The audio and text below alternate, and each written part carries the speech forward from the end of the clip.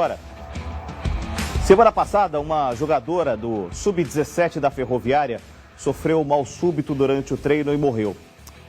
Em agosto, um jogador de 23 anos, amador, também teve morte súbita durante uma partida. Em 2021, o jogador dinamarquês Eriksen quase morreu em campo, tendo conseguido ser reanimado após o mal súbito. Esse tipo de situação não é novidade entre atletas, sendo a principal causa a miocardiopatia hipertrófica. Mas o novo método de tratamento para a doença foi feito aqui no Rio Grande do Sul. Nós vamos conversar com o médico cardiologista Gilberto Lahorgue. Está aqui conosco para explicar. Acertei o sobrenome, doutor? Muito bom dia.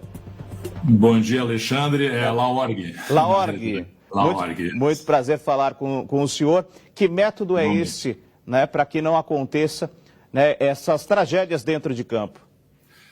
Esse é um método de tratamento por catéter dessa doença, que é a principal causa de morte súbita em atletas, como você mencionou anteriormente, no qual a gente consegue aliviar a obstrução que essa hipertrofia do músculo cardíaco causa à ejeção do sangue do coração, que é a causa dessa morte súbita, associada também à ocorrência de arritmias associadas a essa doença.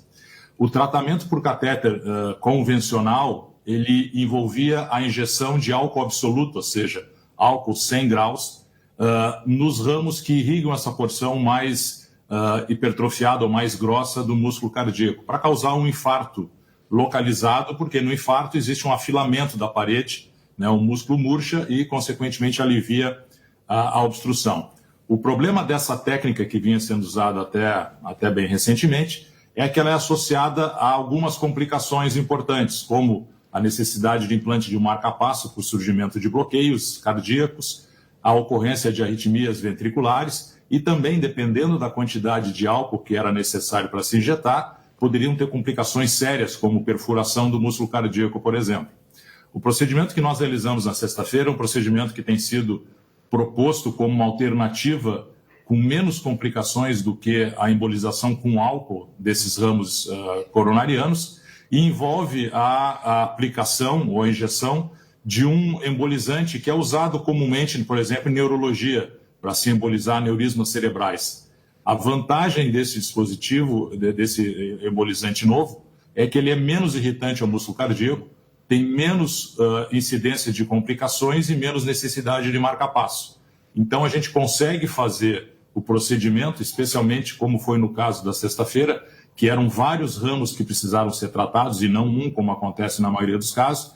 Então, a gente consegue tratar com mais segurança, mesmo que seja necessário, né, a embolização de vários ramos coronarianos. Então, essa é a grande vantagem, faz com que o paciente permaneça menos tempo no hospital, mais seguro e também com uma recuperação mais rápida. Doutor, tem um caso que eu me recordo muito bem, eu era repórter em São Paulo em 2004, uma partida entre São Caetano e São Paulo, o zagueiro do São Caetano, né, o Serginho, numa disputa de bola, ele deu um pique, né, e aí ele sentiu mal, ele agachou, desmaiou e ali teve um infarto e veio a falecer, né. Depois disso, até teve uma lei, né, obrigando em todas as partidas, com mais de 10 mil pessoas, a ter uma ambulância, um médico, desfibrilador também. E foi um trauma para a comunidade esportiva também. Dá para prever esse tipo de doença? Porque a gente está falando de um atleta, né, um atleta forte, de alto rendimento, mas tem como fazer existem exames preventivos para saber se a pessoa pode desenvolver essa doença ou não? Certamente que existem. O exame básico para se fazer esse diagnóstico é a ecografia cardíaca, ou chamado ecocardiograma. Tá?